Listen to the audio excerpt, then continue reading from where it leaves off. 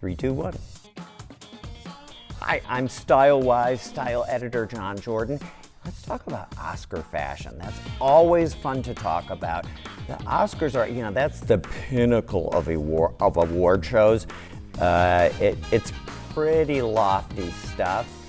But I want to take a look at what people have worn to the Oscars, and I want to learn some lessons about how to approach it, in case any of you are going to the Oscars, because I certainly am not. So let's start with Billy Porter.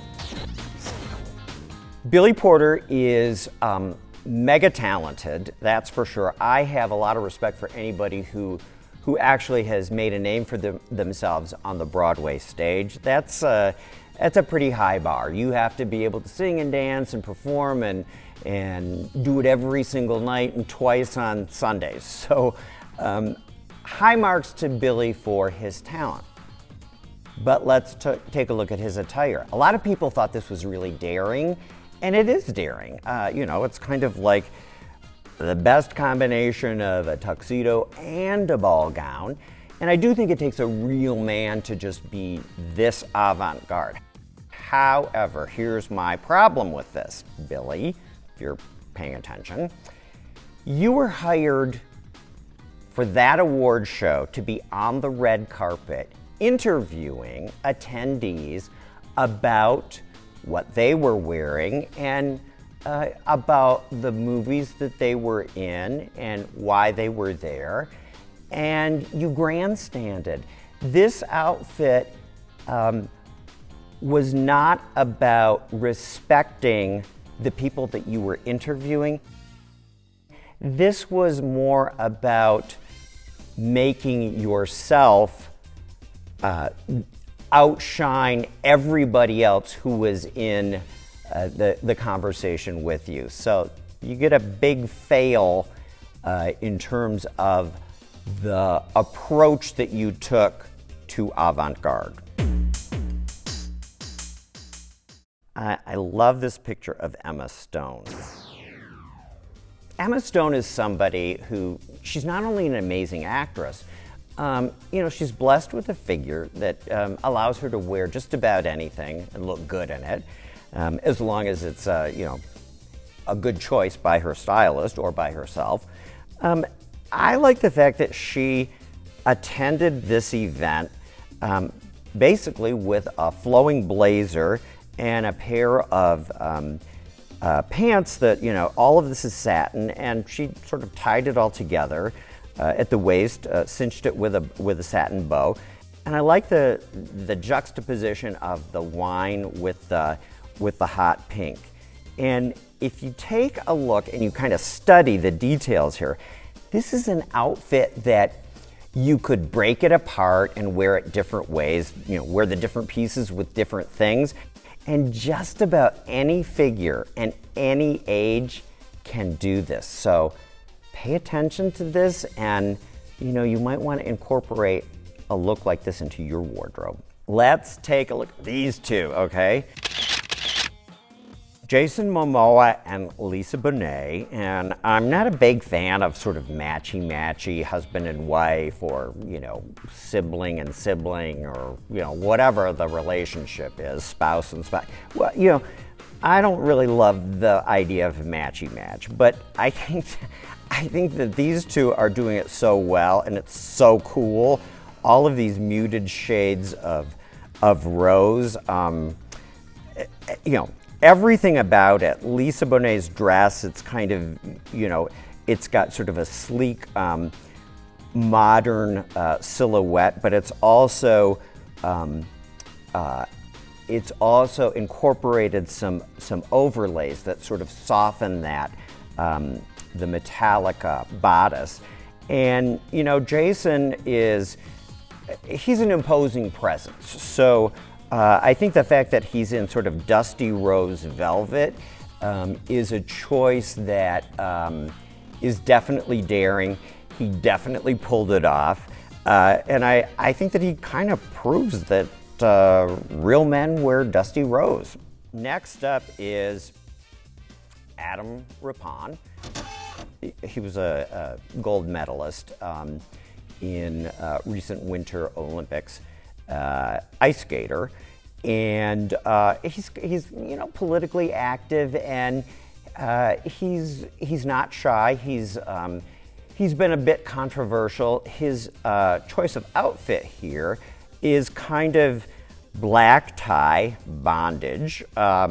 There are some fashionable details here that have a little bit of root in fetish, and I think that his intention was to ruffle some feathers as he walked the red carpet, but he owned it, and he was unapologetic about it, and I think you have to have a certain look about you. I'm not sure that this would look good on an old rock star. Adam is an athlete, and he's classically handsome, and I think that part of fashion is to push the limit. I think that he did, and I think that he was able to balance that fine line between being fashion forward but not going over the cliff. That's a good way to put it. I wish I would have said it a little bit more fluently, though. Okay, let's take a look now at Gemma Chan. She's a beautiful actress. I really like the idea of this dress. I love the color. I love the simplicity of the dress design.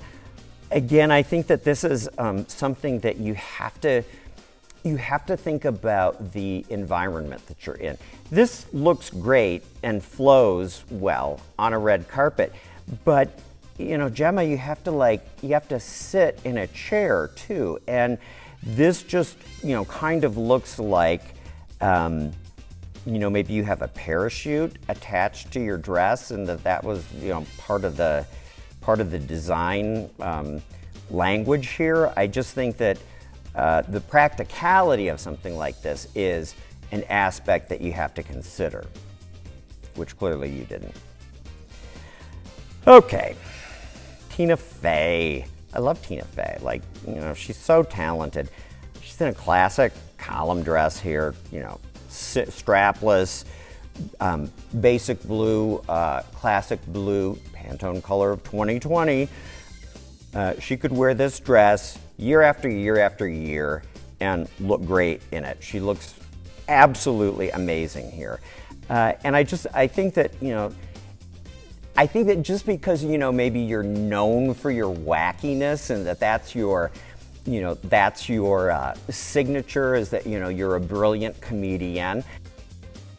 I think that comedy and classic style are not mutually exclusive of one another. So high marks to Tina. Whoopi Goldberg.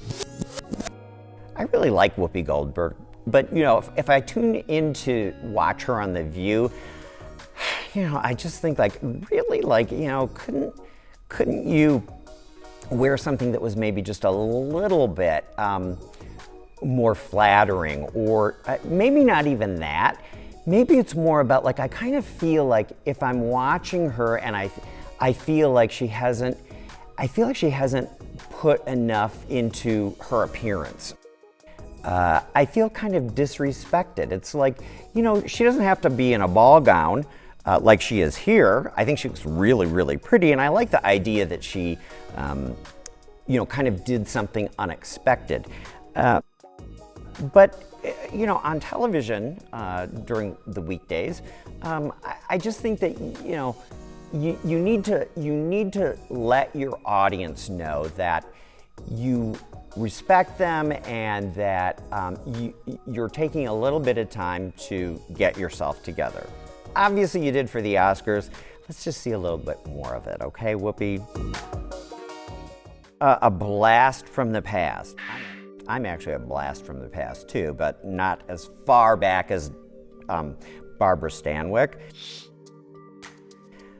Barbara Stanwyck, for those of you who don't know, she was an A-list Hollywood star during the golden age of Hollywood. So she was born in 1907 and lived until 1990. And this photo of her is clearly from the 1930s.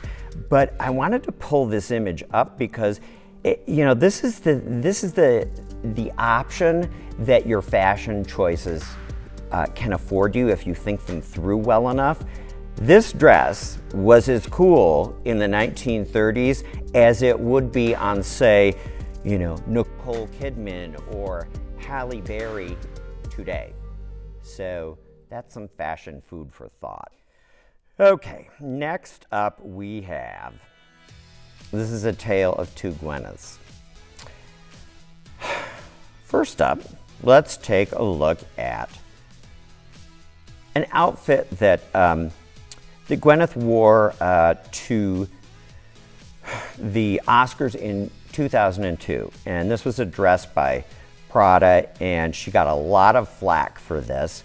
And I'm not so sure that the general idea of this was bad, but bottom line, it wasn't flattering. She just looked kind of slouchy and a little bit saggy, and she was, on everybody's worst dress list that year. So now, here's a picture of Gwyneth at the recent Golden Globe Awards, and I think she made the same mistake. It's kind of like all of those details, the sheer and the slouchy and the sagging. That's a lot of alliteration, unintentionally, but it's appropriate. It's like, haven't you learned a little bit more? I mean, after all, Gwyneth, you're the self-anointed queen of all things with your global goop empire. Like, if you know everything about everything, how come you didn't learn this lesson about fashion? I hope that doesn't sound too catty. And if it does, I don't care. But you can let me know what you think. Thank you for watching StyleWise. If you like this conversation, if you'd like to be a part of this conversation, subscribe to this. I do want to hear from you. Good, bad, indifferent. No, not indifferent. Weigh in, okay? Join us back here on StyleWise. I'm John Jordan. Thanks a lot.